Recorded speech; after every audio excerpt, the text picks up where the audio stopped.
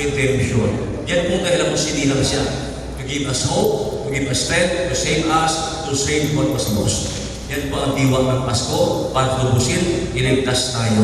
Siyempre, ang Pasko, pagmamahalan, pagpapatawaran, pag-ibigan, pag-ibigayan. O, di ba? Pag-ibigayan, pagmamahalan.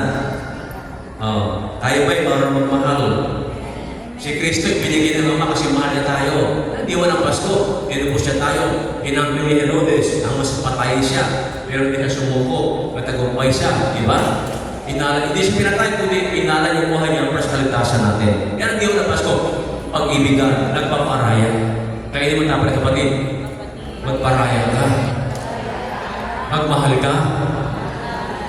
Wala kayo. Alisin mo na. Galit. Tuot. Kapumot. Aligot-got. Kasuntok. Ano pa? Kasuya. Kaya, manikamo tayo. Magsumikap tayo na makasunod sa Diyos. Hindi na kailangan ng memorize ang Bible. Wala yung history revelation. Ang malagkan nila ng memorize mo dyan pa sa isagaw natin, sa buhay natin, mabuti po yun. Amin po ba? So, naniniwala ba kayo na ang Diyos ay mabuti? Ang Diyos ay mapagmahal? Naniniwala kayo?